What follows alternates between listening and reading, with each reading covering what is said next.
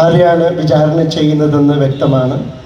ഒന്ന്, അതിക്രൂരമായി 21 പേരെ വൈദികരെ മർദ്ദിച്ച് പോലീസിനെ വിചാരണ ചെയ്യുക, ജനകീയമായിട്ട് വിചാരണ ചെയ്യുക.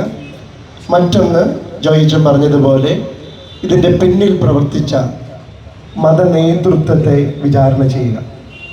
ഇനിയൊരു വിചാരണയുടെ ആവശ്യമില്ല. നിങ്ങളുടെ ഈ സാന്നിധ്യം തന്നെ ഈ സമൂഹത്തിൽ പോലീസ് കാണിച്ച അതിക്രമത്തോടുള്ള, മതനേതൃത്വം കാണിച്ച അതിക്രമത്തോടുള്ള വിചാരണയുടെ വ്യക്തമായ തെളിവാണ് ഇത്രയും മനുഷ്യരുടെ ഒരുമിച്ച് കൂടിയിരിക്കുകയായിരുന്നത്. ഇത് കണ്ണു തുറന്ന് കണ്ടുകൊണ്ട് എങ്ങനെയാണ് ഒരു ജനസമൂഹം സമൂഹത്തിൽ നിലനിൽക്കുന്ന അനീതിയോട് പ്രതികരിക്കുന്നതെന്ന് തുറന്നു കാണാനുള്ള വെളിവ് ഇവിടെയുള്ളവർക്ക് ഉണ്ടാകട്ടെ എന്നാണ്, പ്രത്യേകിച്ച് മത നേതൃത്വത്തിന് ഉണ്ടാകട്ടെ എന്നാണ് പ്രാർത്ഥന. തീർച്ചയായിട്ടും നമ്മൾ ഒരുമിച്ച് കൂടിയതിൻ്റെ പിന്നിൽ നമ്മൾ ഉയർത്തിയ ഒരു മുദ്രാവാക്യം ഉണ്ടായിരുന്നു. 21 പേരും അകത്തായിരുന്നപ്പോൾ അവരെ പോലീസ് മർദ്ദിച്ച് അവശരാക്കി. ഞാൻ നേരത്തെ സൂചിപ്പിച്ചൊരു വാക്കുണ്ട്, മാലിന്യം പോലെയാണ് അവർ തള്ളിയിട്ടത് ബസിലിക്കയുടെ ഗ്രൗണ്ടിലേക്ക്. അന്ന് നമ്മൾ ഉയർത്തിയൊരു കാര്യമുണ്ട്, ഇവർ തെറ്റ് ചെയ്തിട്ടുണ്ടെങ്കിൽ ഇവരെ അറസ്റ്റ് ചെയ്ത് കോടതിയിൽ ഹാജരാക്കി റിമാൻഡ് ചെയ്യുക. അറസ്റ്റ് ചെയ്തിട്ടില്ലെങ്കിൽ ഇവർ എവിടെ നിന്നാണോ ഇവരെ വലിച്ചിറക്കിക്കൊണ്ട് വന്നത് അങ്ങോട്ട് തിരിച്ചു കൊണ്ടുപോവുക. ഈ ഒരു പ്രതിസന്ധിയിൽ യഥാർത്ഥത്തിൽ നമ്മുടെ ജില്ലാ കളക്ടർ ഇടപെടുകയുണ്ടായി. ചർച്ചയ്ക്ക് വിളിച്ചപ്പോൾ അദ്ദേഹം ആവശ്യപ്പെട്ടത്, അദ്ദേഹത്തിന് 1 മണിക്കൂറിനുള്ളിൽ വ്യക്തമായി ബോധ്യപ്പെട്ടു ഈ 21 വൈദികരോടും പോലീസ് ഡിപ്പാർട്ട്മെന്റ് അനീതി ചെയ്തു എന്ന്. അതുകൊണ്ട് തന്നെ അദ്ദേഹം പരസ്യമായിട്ട് ഫോൺ എടുത്തിട്ട് നമ്മുടെ ഇപ്പോഴത്തെ അധികാരിയായ പാമ്പ്ലാനി മെത്രാപ്പൊലീത്തയോട് പറഞ്ഞു, ദയവ് ചെയ്ത് ഈ 21 പേരെയും അങ്ങ് തിരിച്ചു വരുന്നത് വരെ 20-ാം തീയതി വരെ അവിടെ താമസിക്കാൻ അനുവദിക്കണം. അദ്ദേഹം പറഞ്ഞു, ഇല്ല, ഞാൻ അനുവദിക്കില്ല, അവർ അക്രമമുണ്ടാകും. ഈ കളക്ടർ പറഞ്ഞു, നിങ്ങൾ ഒരു കുടുംബമല്ലേ, നിങ്ങൾ ദൈവത്തിന്റെ മനുഷ്യരല്ലേ, ഇവരൊരക്രമവും ചെയ്യുകയില്ല, അവരെനിക്ക് അഫിദാവിത്ത് തരാമെന്ന് പറഞ്ഞിട്ടുണ്ട്, എന്തെങ്കിലും അവർ ചെയ്താൽ ഞാൻ ഇടപെട്ടുകൊള്ളാമെന്ന് ഇദ്ദേഹം പല പ്രാവശ്യം ആവർത്തിച്ചിട്ടും അദ്ദേഹം സന്നദ്ധനായില്ല. അതിനുശേഷം അദ്ദേഹവും DCPയും അകത്ത മുറിയിലേക്ക് പോയപ്പോൾ അദ്ദേഹത്തിന്റെ ടോൺ മാറിക്കാണാം. ജില്ലാ കളക്ടർ ആണല്ലോ, ജില്ലാ മജിസ്ട്രേറ്റ് ആണല്ലോ, ടോൺ മാറിയതുകൊണ്ടാകാം മെത്രാപ്പൊലീത്ത പറഞ്ഞു, ഞാൻ ഇന്ന് രാത്രി തന്നെ തിരിച്ചു വരാം. അങ്ങനെയാണ് രാത്രി 10:30 അരമനയിൽ ചർച്ച നടത്തി ചില ധാരണകൾ 21 പേരുമായി ഉണ്ടാക്കി. ആ ഉണ്ടാക്കിയ ധാരണകൾ യാതൊരു ഉളുപ്പുമില്ലാതെ ലംഘിക്കപ്പെട്ടുകൊണ്ട് ജോഷി എന്ന PRO പത്രക്കുറിപ്പ് ഇറക്കി അതിനെ നിഷേധിക്കുകയാണ്, ആ ലേഖനങ്ങളെയെല്ലാം. ഇതിനെയാണ് നമ്മൾ സാധാരണ രീതിയിൽ ചതി എന്ന് പറയുന്നത്. 21 പേര് അവരെടുത്ത ത്യാഗങ്ങളോട്, സഹനങ്ങളോട്, ഈ അതിർപതിക്ക് വേണ്ടി എടുത്ത കാര്യങ്ങളോട്, തീരുമാനങ്ങളിലേക്ക് പ്രശ്ന പരിഹാരത്തിന് വേണ്ടിയിട്ട് വിട്ടുവീഴ്ചയ്ക്ക് തയ്യാറായിക്കൊണ്ട് 1 മാസം കൊടുത്തുകൊണ്ട് തുടർ നടപടികൾ ആരംഭിക്കില്ല എന്നുള്ള വാക്കിൽ വിശ്വസിച്ചുകൊണ്ട് എങ്കിലും 3 പോയിന്റുകൾ അവരെഴുതി വാങ്ങി അദ്ദേഹം ഒപ്പിട്ടു. ആ ഒപ്പിട്ടതൊന്നും പരിഗണിക്കാതെയാണ് ആ 3 വാഗ്ദാനങ്ങളിൽ പ്രധാനപ്പെട്ടത് അദ്ദേഹം ലംഘിച്ചിരിക്കുന്നത്. ഈവൻ അതിൽ മറ്റൊരു പ്രധാനപ്പെട്ട കാര്യം, ഇപ്പോൾ നിലനിൽക്കുന്ന നമ്മുടെ കച്ചേരി എന്നാണല്ലോ നമ്മൾ പറയുന്നത്, അവിടെയുള്ള ഭരണ സംവിധാനത്തിലുള്ള എല്ലാവരെയും മാറ്റി പുനഃസംഘടിപ്പിക്കാമെന്ന് പറഞ്ഞിട്ട് ഇതുവരെ അതും നടന്നിട്ടില്ല. ഇതിന്റെ വെളിച്ചത്തിലാണ് ഈ വിചാരണ നടക്കേണ്ടത്. വിചാരണ നടക്കുക എന്ന് പറയുമ്പോൾ അന്ന് പോലീസുകാരോട് ചോദിച്ചൊരു ചോദ്യമുണ്ട്, നിങ്ങളുടെ കയ്യിൽ അറസ്റ്റ് വാറണ്ട് ഉണ്ടോ? ഇവർ ചോദിച്ചതാണ്. അവരുടെ കയ്യിൽ അറസ്റ്റ് വാറണ്ട് ഇല്ല. വേറെ എന്തെങ്കിലും ഓർഡർ നിങ്ങളുടെ കയ്യിലുണ്ടോ ഞങ്ങളെ അറസ്റ്റ് ചെയ്യാൻ? ഇല്ല. ഇതൊന്നുമില്ലെങ്കിൽ എന്തുകൊണ്ട് ഞങ്ങളെ നിങ്ങൾ ഇവിടെ നിന്ന് വലിച്ചുഴയ്ക്കുന്നു?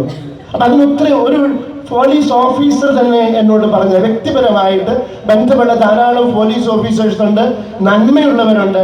അതിലൊരാൾ പറഞ്ഞത് ഇതാണ്, അച്ഛാ, ഇത് മുഖ്യമന്ത്രിയുടെ ഓഫീസിലേക്ക് ഒന്നില്ലെങ്കിൽ ബിഷപ്പ് ബോസ്കോ പുത്തൂർ വിളിച്ചിട്ടുണ്ട്, അല്ലെങ്കിൽ മൗണ്ട് സെന്റ് തോമസിൽ നിന്ന് ആരോ നേരിട്ട് വിളിച്ചിട്ട് അവിടെ നിന്നും പറഞ്ഞ നിർദ്ദേശം അനുസരിച്ചാണ് യാതൊരു വിധത്തിലുള്ള നിയമപരമായ ഡോക്യുമെന്റുകളും ഇല്ലാതെ ഈ അച്ഛന്മാരെ അവിടെ നിന്നും വലിച്ചു പുറത്താക്കിയത്. ഇതാണ് വിചാരണ ചെയ്യപ്പെടേണ്ടത്. പോലീസ് അങ്ങനെ ഓർഡർ ഇല്ലാതെ, അറസ്റ്റ് വാറണ്ട് ഇല്ലാതെ, നിയമമില്ലാതെ, നിയമാനുസൃതമല്ലാതെ മനുഷ്യരെ ഇങ്ങനെ പിടിച്ചെടുക്കുന്നത് നിയമപാലകരായവർ ചെയ്യുന്ന നിയമലംഘനമാണ്. ഇവരെന്തിനു വേണ്ടിയിട്ടാണ് ഈ കുപ്പായം ഇട്ടിരിക്കുന്നത്? നിയമം പാലിപ്പിക്കാൻ വേണ്ടിയിട്ടും നിയമം പാലിക്കാൻ വേണ്ടിയിട്ടുമാണ്. അപ്പൊ നിയമപാലകര് രാഷ്ട്രീയക്കാർ പറഞ്ഞാലും ഒരു രാഷ്ട്രീയ തീരുമാനം വന്നാലും അതിന് നിയമപരമായി സാധ്യതയില്ലെങ്കിൽ ഞങ്ങൾക്കത് പറ്റുകയില്ല എന്ന് പറയാനുള്ള ആർജവത്വം ഇവിടുത്തെ പോലീസ് കാണിച്ചില്ല എന്നതുകൊണ്ടാണ് പിണറായിയുടെ പോലീസ് മത പോലീസാണോ എന്നൊരു ചോദ്യം നമ്മൾ ഉന്നയിച്ചത്. മെത്രാൻ പറയുന്ന കൽപ്പനകൾ പാലിക്കുന്നവനാണോ പോലീസ്? അങ്ങനെയെങ്കിൽ അത് മത പോലീസാണ്. ചില രാജ്യങ്ങളിൽ അങ്ങനെ ഉണ്ട് മത പോലീസുകാർ. അങ്ങനെ ഒരു പോലീസല്ല ഈ ജനാധിപത്യ രാജ്യത്ത് നമുക്ക് ആവശ്യമായിട്ടുള്ളത്. അതുകൊണ്ട് തന്നെയാണ് ഈ പോലീസിന്റെ ഈ തീരുമാനം. അത് രാഷ്ട്രീയക്കാരുടെ സമ്മർദ്ദം കൊണ്ടാകാം, മുഖ്യമന്ത്രിയുടെ ഓഫീസിൽ നിന്ന് സമ്മർദ്ദം കൊണ്ടാകാം. അങ്ങനെ സമ്മർദ്ദമുണ്ടെങ്കിലും ആർജവത്വമുള്ള, പഠിച്ച് പാസ്സായി സ്വയം ക്വാളിഫിക്കേഷൻ കൊണ്ട് പോലീസ് ഓഫീസേഴ്സ് ആയവര്, IPS എടുത്തവര്, KPS ഉള്ളവരെ ധൈര്യമായിട്ട് പറയണമായിരുന്നു, ഞങ്ങൾക്കത് ചെയ്യാൻ പറ്റില്ല, ഞങ്ങളെ നിയമം അനുവദിക്കുന്നില്ല എന്ന് പറയേണ്ടതായിരുന്നു. അത് പറഞ്ഞില്ല എന്നതാണ് ഈ പോലീസിന്റെ മേലുള്ള നമ്മുടെ കുറ്റാരോപണം. മറ്റൊന്ന് നമ്മുടെ മത നേതൃത്വത്തിൻ്റെതാണ്. എന്തായാലും മത നേതൃത്വം ചെയ്യേണ്ടിയിരുന്നു. ഞാൻ മത നേതൃത്വം എന്ന് വിളിക്കാൻ ആഗ്രഹിക്കുകയാണ്. സഭാ നേതൃത്വം എന്ന് പറയാൻ എനിക്കൊരു വിഷമം. യേശു വിഭാവനം ചെയ്ത സഭയുടെ നേതൃത്വത്തിലാണ് അവർ ഇരിക്കണമെന്ന് പറയാൻ ബുദ്ധിമുട്ടുണ്ട്. ആ മത നേതൃത്വം ചെയ്തത് എന്താണ്? ഇവർ 21 പേരും യാതൊരു ഉപദ്രവം ചെയ്തിട്ടില്ല. തെറ്റായ കുറ്റങ്ങളാണ് അവരുടെ മേൽ ആരോപിച്ചത്. അച്ഛന്മാർ അവിടെ താമസിക്കുന്നവരുടെ സഞ്ചാര സ്വാതന്ത്ര്യം മുടക്കി, അവരുടെ ഓഫീസ് പ്രവർത്തനം തടസ്സപ്പെടുത്തി എന്നെല്ലാം പറഞ്ഞ് നുണകൾ പറഞ്ഞുകൊണ്ടായിരിക്കാം അവർ രാഷ്ട്രീയ സ്വാധീനം ഉപയോഗിച്ചത്. രാഷ്ട്രീയപരമായിട്ടുള്ള സ്വാധീനം ഉപയോഗിച്ചുകൊണ്ട് തങ്ങളുടെ കീഴിലുള്ള, തങ്ങളുടെ ഒപ്പം പ്രവർത്തിക്കുന്ന സഹപ്രവർത്തകരായ വൈദികരെ ഈ രീതിയിൽ ഉപദ്രവിക്കുന്നത് വഴി ഇവർ ക്രിസ്തു വിരുദ്ധതയാണ് ഈ സമൂഹത്തിന് മുമ്പിൽ ഉയർത്തിയത്. ക്രിസ്തു സ്നേഹമല്ല എന്നതുകൊണ്ട് ഈ മത നേതൃത്വത്തെയും നമ്മൾ വിചാരണയ്ക്ക് വിധേയമാക്കുകയാണ്. അവർക്ക് നേതൃത്വത്തിൽ തുടരാനുള്ള യോഗ്യതയുണ്ടോ എന്നത് നമ്മൾ പരിശോധിച്ചു നോക്കേണ്ടതാണ്. പലപ്പോഴും പലരും ചോദിക്കാറുണ്ട്, എന്താണ് നിങ്ങളുടെ സഭയിൽ, നിങ്ങളുടെ കമ്മ്യൂണിറ്റിയിൽ ഇത്ര പ്രശ്നം? സഭാ നേതൃത്വത്തിൻ്റെ ഉള്ളിൽ തന്നെ പ്രശ്നം. സഭയുടെ നേതൃത്വത്തിനെതിരെ എന്തുകൊണ്ട് നിങ്ങൾ ഇങ്ങനെ എതിർക്കുന്നു, വിയോജിക്കുന്നു? എനിക്ക് ഒറ്റ ഉത്തരവേ ഉള്ളൂ. യേശു ജനിച്ചു വീഴുന്നത് ഏത് മതത്തിലാണ്? യഹൂദനായിട്ടാണ് ജനിച്ചു വീണത്. യഹൂദ മതത്തിലാണ് അവൻ വളർന്നത്. യഹൂദ അനുഷ്ഠാനങ്ങൾ അവൻ്റെ മാതാപിതാക്കൾ നിർവഹിച്ചു. അവൻ 30 വർഷം ഇതെല്ലാം കണ്ടു വളർന്നു. ഈ 30 വർഷം കണ്ടു വളർന്നിട്ട് ആ യഹൂദ മതത്തിലെ ഫരിസേയരുണ്ട്, നിയമജ്ഞരുണ്ട്, സദുക്കായരുണ്ട്, മത നേതൃത്വത്തിന്റെ ആൾക്കാരുണ്ട്, സാൻഹെദ്രിൻ സംഘമുണ്ട്, പ്രധാന പുരോഹിതനുണ്ട്, അയ്യപ്പാസുണ്ട്, കന്നാപ്പാസുണ്ട്, കയ്യാപ്പാസുണ്ട്, അന്നാപ്പാസുണ്ട്. ഈ മത നേതൃത്വത്തിനെതിരെ താനായിരുന്ന മതത്തിന്റെ ഉള്ളിൽ നിന്നുകൊണ്ട് ശക്തമായ പ്രതിഷേധം ഉയർത്തിയവനാണ് യേശുവെങ്കില് എറണാകുളം അങ്കമാലി അതിരൂപതയിലെ 1000 വൈദികരും സന്യസ്തരും തങ്ങളായിരിക്കുന്ന സഭയുടെ ഉള്ളിൽ നിന്നുകൊണ്ട് തന്നെ യേശു എടുത്ത നിലപാടിനോട് ചേർന്ന് നിന്നുകൊണ്ട് യേശുവിനെ പോലെ ആ മതത്തിന്റെ ഉള്ളിലെ ജീർണതയെ തുറന്നു കാട്ടുകയാണ് നമ്മൾ ചെയ്തുകൊണ്ടിരിക്കുന്നത്. അതുകൊണ്ട് നമ്മൾ ക്രിസ്തുവിനെതിരല്ല, ക്രിസ്തു സ്ഥാപിച്ച സഭയുടെ മുകളിൽ ഇരിക്കുന്നവര് ക്രിസ്തുവിന് നേരെ വിപരീതമായ, ക്രിസ്തുവിന്റെ ചൈതന്യത്തിന് യോജിക്കാത്ത കാര്യങ്ങൾ ചെയ്യുമ്പോൾ അതിനെതിരെ പ്രതികരിക്കുക എന്നത് ക്രിസ്തുവിന്റെ വഴിയെ നടക്കേണ്ടവരുടെ ഉത്തരവാദിത്തമാണ്. അല്ലെങ്കിൽ ക്രിസ്തു എന്തിനാണ് യഹൂദമത നേതൃത്വത്തിനെതിരെ പ്രതികരിച്ചത്? അവന് അനുസരിച്ച് യഹൂദമത നേതൃത്വത്തിന്റെ കീഴില് വിനയാന്വിതനായ കുഞ്ഞാടായിട്ട് ജീവിക്കാമായിരുന്നല്ലോ. അപ്പൊ യേശു യഥാർത്ഥത്തില് അധികാരത്തിന്റെ, ആധിപത്യത്തിന്റെ ഇരയാണ്. ഇവരെല്ലാവരും കൂടി തീരുമാനിച്ചത് ഇവനെ കൊന്നുകളയാം. നിങ്ങൾ മർക്കോസിന്റെ സുവിശേഷം 3-ാം അധ്യായം 6-ാം തിരുവചനത്തിൽ നമ്മൾ വായിക്കുന്ന ഒരു വചനമുണ്ട്. ഹെറോദസ് പക്ഷക്കാരും ഫരിസേയരും യേശുവിനെ വധിക്കേണ്ടത് എങ്ങനെയെന്ന് ഗൂഢാലോചന നടത്തി. ഹെറോദസ് പക്ഷക്കാരെന്ന് പറഞ്ഞാൽ രാഷ്ട്രീയക്കാര്, ഫരിസേയരെന്ന് പറഞ്ഞാൽ മതത്തെ പ്രതിനിധീകരിക്കുന്നവര്. മതത്തെ പ്രതിനിധീകരിക്കുന്ന നമ്മുടെ സിനഡും ഇപ്പോഴത്തെ നമ്മുടെ സിറോ മലബാർ സഭയുടെ നേതൃത്വവും രാഷ്ട്രീയ നേതൃത്വം, ഇന്നത്തെ ഇടതുപക്ഷ രാഷ്ട്രീയ നേതൃത്വവും ഒരുമിച്ച് കൂടിയുള്ള ഒരു ഗൂഢാലോചനയുടെ ഫലമാണ് 21 വൈദികരോട് കാണിച്ച നിഷ്ഠൂരമായ പീഡനം. ഞാൻ ആലോചിച്ചത്, രാത്രിയുടെ മറവില് ഒരു വിധത്തിൽ ഈ സമൂഹത്തില് പൊതുവെ അംഗീകരിക്കപ്പെടുന്ന, ബഹുമാനിക്കപ്പെടുന്ന ഈ വൈദികരോട് ഇങ്ങനെ ചെയ്തെങ്കിൽ സാധാരണക്കാരായ മനുഷ്യരോട് എന്തു ക്രൂരതയായിരിക്കും ഇങ്ങനെയുള്ള സാഹചര്യങ്ങളില് ഈ രാഷ്ട്രീയത്തിന്റെ സമ്മർദ്ദത്തിന്റെ പേരില് പോലീസ് ചെയ്യുക എന്നത് ഊഹിക്കാൻ വയ്യ. നമ്മൾ ചിലപ്പോൾ വായിക്കും, ഏറ്റുമുട്ടലിൽ കൊല്ലപ്പെട്ടു, ലോക്കപ്പിൽ തൂങ്ങി മരിച്ചു. ഇതൊക്കെ തൂങ്ങി മരിക്കുന്നതാണോ? ഏറ്റുമുട്ടലിൽ കൊല്ലപ്പെടുന്നതാണോ? ഏതൊക്കെയോ രീതിയിൽ സാധാരണക്കാരായ മനുഷ്യരെ നിഷ്ഠൂരമായി കൊല ചെയ്യുന്ന ഒരു രീതി, ഇതിനെ അനലൈസ് ചെയ്യുമ്പോൾ, വിശകലനം ചെയ്യുമ്പോൾ നമ്മുടെ നെഞ്ചത്ത് കൈവച്ചു പോകും. പാവപ്പെട്ട മനുഷ്യരോട് എന്തൊക്കെയായിരിക്കും ഇങ്ങനെ ചെയ്യുക? സാധാരണക്കാരായ മനുഷ്യരോട്, ഒരു തെറ്റും ചെയ്യാത്തവരോട്, ആരുടെയെങ്കിലും പ്രേരണയ്ക്ക് വിധേയമായി ആരുടെയെങ്കിലും കുറ്റങ്ങൾ അടിച്ചേൽപ്പിച്ചുകൊണ്ട് സാധാരണക്കാരായ മനുഷ്യരെ ഇവരെത്രമാത്രം പീഡിപ്പിക്കുന്നുണ്ടാകുമെന്ന് നമുക്ക് അത്ഭുതം തോന്നും, സങ്കടം തോന്നും. അതുകൊണ്ട് എനിക്ക് തോന്നുക, പ്രിയമുള്ളവരെ, സമയത്തിന്റെ പരിധിയുള്ളത് കൊണ്ട് ഞാൻ അവസാനിപ്പിക്കുകയാണ്. ഈ മതത്തിന്റെ ഉള്ളില് ഒരു ആന്തരിക ജീർണത സംഭവിച്ചിരിക്കുകയാണ്. നേതൃത്വം തല ജീർണിച്ചാൽ അപകടമാണ്. അതുകൊണ്ട് തന്നെയാണ് ഈ നേതൃത്വത്തിന്റെ ചില പ്രത്യേകതകളെ നമ്മൾ വെല്ലുവിളിക്കുന്നത്. എന്ന് പറഞ്ഞാൽ അത് സ്നേഹത്തോടുള്ള വെല്ലുവിളിയാണ്. എന്തൊരക്രമം നമ്മൾ ചെയ്തിട്ടുണ്ടോ പോലീസുകാരോട്? അന്നത്തെ കളക്ടറോടല്ല, അന്നത്തെ മീറ്റിങ്ങില് കഴിഞ്ഞ പ്രാവശ്യം അൽമാനിനോട് പറഞ്ഞു, അദ്ദേഹം നേരിട്ട് കണ്ടപ്പോൾ പറഞ്ഞ കാര്യമാണ്. നിങ്ങളൊരു കാര്യം മനസ്സിലാക്കണം, 500 പേര് അവിടെ എറണാകുളത്ത് വന്നപ്പോൾ ഞങ്ങൾക്ക് ഗേറ്റ് തള്ളി തുറക്കാൻ പറ്റി. എത്ര പോലീസ് ഉണ്ടായിരുന്നെങ്കിൽ ഞങ്ങൾ തള്ളി തുറന്നു.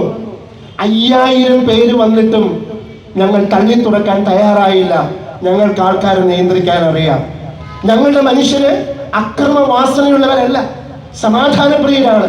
പക്ഷെ വേണ്ടി വന്നാൽ ഏതു ഗേറ്റും തള്ളി തുറക്കാൻ, എത്ര താഴിട്ട് പൂട്ടിയാലും അകത്ത് കയറാൻ ശക്തിയുള്ള, കരുത്തുള്ള അൽമായരും വൈദികരും സന്യസ്തരും ഇവിടെ ഉണ്ട് എന്ന് ഉറക്കെ പറയാൻ നമ്മൾ ആഗ്രഹിക്കുകയാണ്. അതുകൊണ്ട് പ്രിയമുള്ളവരെ, ഈ സഭയ്ക്കെതിരെ എന്തുകൊണ്ട് നിങ്ങൾ തിരിയുന്നു?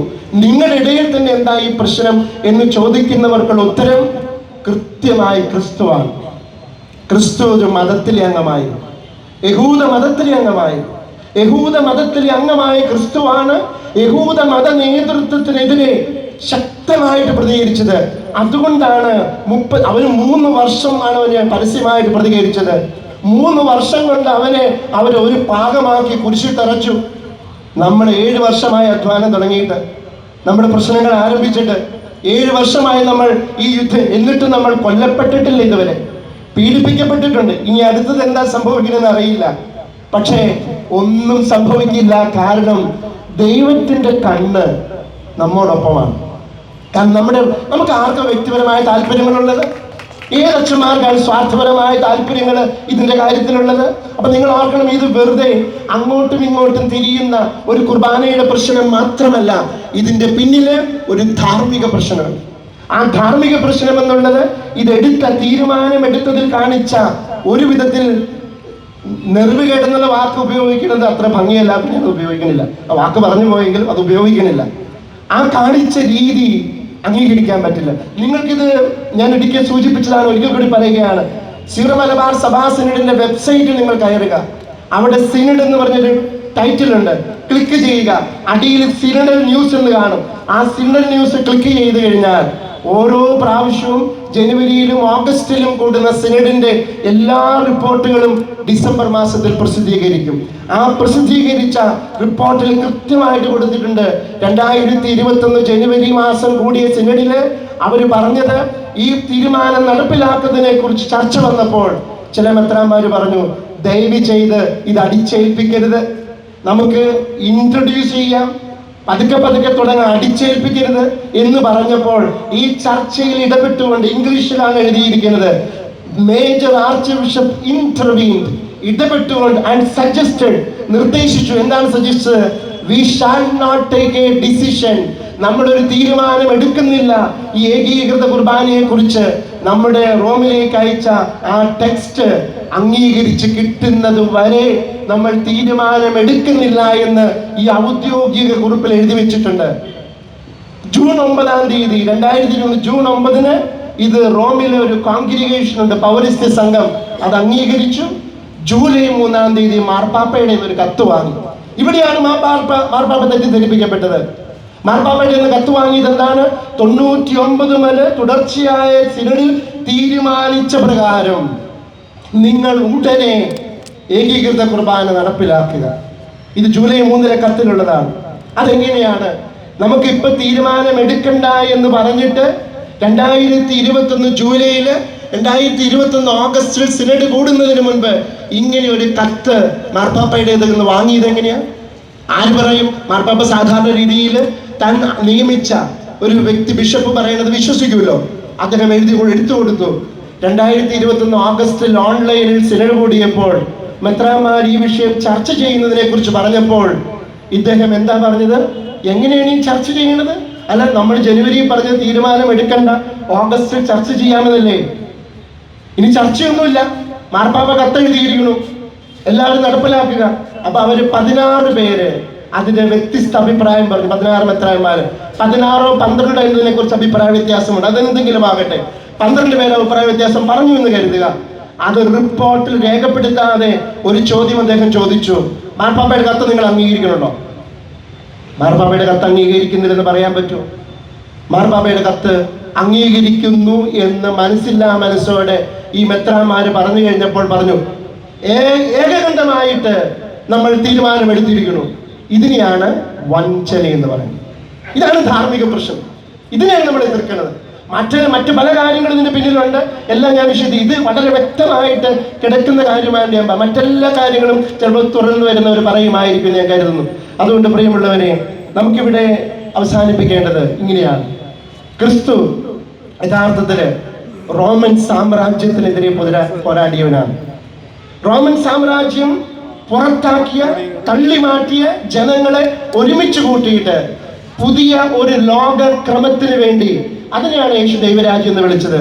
പുതിയൊരു ലോകക്രമത്തിന് വേണ്ടി ജനങ്ങളെ സംഘടിപ്പിച്ച യേശുവിന്റെ ശിഷ്യന്മാരാണ് നമ്മളെങ്കിൽ എറണാകുളം അങ്കമാലി അതിരൂപത സീറോ മലബാർ സഭയില് പുതിയൊരു വസന്തം ഉണ്ടാകുവാൻ, പുതിയൊരു നീതിയുടെ യുഗം ഉണ്ടാകുവാൻ നിങ്ങളും ഞാനും നീതിപൂർവകമായിട്ട്, നമ്മൾ മാത്രമല്ല നമ്മുടെ നേതൃത്വവും നീതിപൂർവകമായിട്ടും കരുണാപൂർവവും ഇടപെടുന്ന ഒരു സാഹചര്യം രൂപപ്പെടുവാൻ വേണ്ടി നമ്മൾ ഒരുമിച്ച് നിൽക്കേണ്ടതുണ്ട്, ഒരു മടിയും കൂടാതെ. എനിക്ക് ഇവിടെ നിന്ന് പറയാൻ സത്യത്തിൽ അനുവാദമില്ല. കാരണം എനിക്കൊരു കടലാസ് കിട്ടിയിട്ടുണ്ട്. ആ കടലാസ് ആദ്യത്തെ കാര്യങ്ങളൊന്നും എനിക്ക് പ്രശ്നമല്ല. ഞാൻ നിരാഹാരം കിടന്നതിന് എന്നോട് വിശദീകരണം ചോദിച്ചിട്ടുണ്ട്. ഏറ്റവും വലിയ തമാശ എന്താണെന്നറിയാമോ? ആ നിരാഹാരത്തിന് സ്പോൺസേഴ്സ് ആരൊക്കെയാണെന്ന് പറയാമോ എന്ന് ചോദിച്ചിട്ടുണ്ട് എന്നോട്. സത്യത്തില് ഞാൻ ഇംഗ്ലീഷിലാണ്, ആരൊക്കെയാ സ്പോൺസേഴ്സ്? അവർക്ക് വേറെ നടത്താനെന്ന് അറിയത്തില്ല. ബിഷപ്പ് ബോസ്കോ പുത്തൂർ 15-ാം തീയതി ഇറങ്ങിപ്പോണ ആളാ. 10-ാം തീയതി രാത്രി ഇവർക്ക് കിട്ടിയതുപോലെ രാവിലെ 11-ാം തീയതി 2 മണിക്കാണ് എൻ്റെ വാട്സപ്പിൽ വന്ന് വീണേക്കണത്. ഔദ്യോഗിക കത്ത് ഞാൻ മേടിച്ചിട്ടില്ല. വാട്സപ്പ് ഞാൻ തുറന്നു നോക്കിയപ്പോൾ കണ്ടത് ഇതാണ്. അതിലെഴുതിയിരിക്കുകയാണ്, നിരാഹാരത്തിന്റെ കണക്കുകൾ അവതരിപ്പിക്കണം. അടുത്തത് സ്പോൺസേഴ്സിനെ അറിയണം, കണക്കുകൾ ഒന്ന് സബ്മിറ്റ് ചെയ്യണമെന്ന്. അവിടെ വർഗീസേട്ടാ കണക്കുകൾ സബ്മിറ്റ് ചെയ്യാൻ പറഞ്ഞിരിക്കുകയാണ്. ഇതൊക്കെ ഓക്കെ. മറ്റൊരു ആരോപണം എന്താണ്? ഡിസംബർ 25-ാം തീയതി വൈദികരോട് ബിഷപ്പ് സർവീസിന് മുൻപിൽ വെച്ച് ഞാൻ പ്രസംഗിച്ചു. ഞാൻ പ്രസംഗിച്ചത് ക്രിസ്മസുമായിട്ട് ബന്ധപ്പെട്ടതാ. ഇത് ഹെറോദീസിന്റെ കൊട്ടാരമാണോ എന്ന് ഞാൻ ചോദിച്ചു. ഹെറോദീസിന്റെ കൊട്ടാരത്തിൽ മനുഷ്യത്വമില്ലാത്തവരാണ്, അധികാരം ദുർവിനിയോഗം ചെയ്യുന്നവരാണ്. ഞങ്ങൾ ഈ വിളക്കുമായിട്ട് മനുഷ്യരെ അന്വേഷിച്ച് വന്നതാണെന്ന് പറഞ്ഞു. അതിനും എനിക്കെതിരെ ആരോപണം. ഞാൻ മെത്രാന്മാരുടെ പേര് മോശമാക്കാൻ വേണ്ടി സംസാരിച്ചു. അതും പ്രശ്നമില്ല, ഞാൻ സംസാരിച്ചതാ. അടുത്ത കാര്യം എന്താണെന്നറിയാമോ? ഒരു ഇന്ത്യൻ പൗരൻ എന്ന രീതിയിൽ എൻ്റെ അവകാശങ്ങളെ നിഷേധിക്കുന്നതാണ് അവസാനത്തെ കണ്ണിക. അതിൽ പറഞ്ഞിരിക്കുകയാണ്, ഇനി ഒരു പൊതുയോഗത്തിലും ഇയാൾ സംസാരിച്ചുകൂടാ, സ്വന്തം അഭിപ്രായം പറയാൻ പാടില്ല. എൻ്റെ അഭിപ്രായം ഞാനിവിടെ ശക്തമായിട്ട് പറയുന്നു. കാരണം ഞാനൊരു ഇന്ത്യൻ പൗരനാണ്. ഈ ഭരണഘടന നൽകുന്ന അവകാശം നിഷേധിക്കാനായിട്ട് ഒരു മത നേതൃത്വത്തിനും അവകാശമില്ല. എന്നോട് പറയുന്നത് അഭിപ്രായം പറയാൻ പാടില്ല, വിമർശിക്കാൻ പാടില്ല, സ്വന്തം അഭിപ്രായം പരസ്യമായി. ആകെ പറയാവുന്ന ഒരു കാര്യം പള്ളിയിൽ പ്രസംഗം പറയാം, അത് പറഞ്ഞിട്ടുണ്ട്. പള്ളി പ്രസംഗം പറഞ്ഞു, വേറെ ഒന്നും ചെയ്യാൻ പാടില്ല. അതുകൊണ്ട് ഞാൻ ബോധപൂർവ്വം ഇവിടെ വന്നതിന് കാരണം ഇത് അംഗീകരിക്കാത്തതിന്റെ കാര്യം മറ്റൊന്നും കൂടിയാണ് കേട്ടോ. ഞങ്ങൾ ആരും ഈ പേപ്പർ അംഗീകരിക്കാത്തതിന്റെ കാര്യം മെത്രാൻ ഒപ്പിട്ടിട്ടുകൊണ്ടല്ല പ്രശ്നം. മെത്രാനോടൊപ്പം വേറൊരാൾ ഒപ്പിട്ടാൽ അത് വാലിഡ് ആവുള്ളൂ. അത് ജോഷി പുതുവയാണ്. ജോഷി പുതുവ എന്ന ചാൻസലറിന്റെ നിയമനത്തെ ഈ അതിരൂപതയിലെ വൈദികർ അംഗീകരിക്കുന്നില്ല. കാരണം കാനൂൻ നിയമം അനുസരിച്ച് ചാൻസലർ സംശയത്തിന് അതീതനാകണം. ഇദ്ദേഹം ക്രിമിനൽ കേസിലെ പ്രതിയാണ്. പിന്നെ എങ്ങനെ അദ്ദേഹത്തെ അപ്പോയിന്റ് ചെയ്യാൻ പറ്റും? ആ അപ്പോയിന്റ്മെന്റ് നീതിപൂർവകമല്ലാത്തത് കൊണ്ട്, ന്യായമല്ലാത്തത് കൊണ്ടാണ് അദ്ദേഹത്തിന്റെ ഒപ്പ് നമ്മൾ അംഗീകരിക്കാത്തത്. നല്ല സംശയത്തിന് അതീതനായ ഒരാൾ ചാൻസലറായിട്ട് വെച്ചിട്ട് എനിക്ക് കത്ത് നൽകട്ടെ. അപ്പൊ ഈ കത്ത് അംഗീകരിക്കാൻ പറ്റില്ല. കാരണം അത് നീതിയുടെ കത്തല്ല, നിയമാനുസൃതമായ കത്തല്ല. അതുകൊണ്ട് ഞാൻ വരാൻ പ്രധാനപ്പെട്ട കാരണം എൻ്റെ അവകാശം ഒരു പൗരൻ, ഞാൻ അച്ഛനാവണതിന് മുമ്പ് ഞാൻ ഇന്ത്യൻ പൗരനാണ്. 15 വയസ്സായപ്പോഴാണ് ഞാൻ സെമിനാരിയിൽ ചേർന്നു. എന്നിട്ട് 25 വയസ്സിലാണ് അച്ഛനായത്. അപ്പോഴേ എനിക്ക് ഇവരുടെ നിയമങ്ങളുമായിട്ട് ബന്ധപ്പെട്ട് നിൽക്കേണ്ട കാര്യമുള്ളൂ. പക്ഷെ ഇന്ത്യൻ പൗരൻ എന്ന രീതിയിലുള്ള എൻ്റെ അവകാശം വിനിയോഗിക്കാൻ എനിക്ക് അവകാശമുണ്ട്. അതെന്റെ സ്വാതന്ത്ര്യമാണ്. അത് ഞാൻ വിനിയോഗിച്ചിരിക്കും. ആ സ്വാതന്ത്ര്യത്തെയാണ്, പ്രതിഷേധിക്കാനുള്ള 21 പേരുടെ സ്വാതന്ത്ര്യത്തെയാണ് പോലീസിനെ ഉപയോഗിച്ചുകൊണ്ട് മതനേതൃത്വം, രാഷ്ട്രീയ നേതൃത്വം കൂട്ടിച്ചേർന്നുകൊണ്ട് ലംഘിച്ചിരിക്കുന്നത്. അവരെ നമ്മൾ വിചാരണ ചെയ്യുന്നു. നിങ്ങൾ കുറ്റക്കാരാണ്, നിങ്ങളെ ഞങ്ങൾ പിരിച്ചുവിടാൻ ആഗ്രഹിക്കുകയാണെന്ന് പറഞ്ഞുകൊണ്ട് എൻ്റെ വാക്കുകൾ ഉപസംഹരിക്കുന്നു. ദൈവം നമ്മളെ അനുഗ്രഹിക്കുന്നു.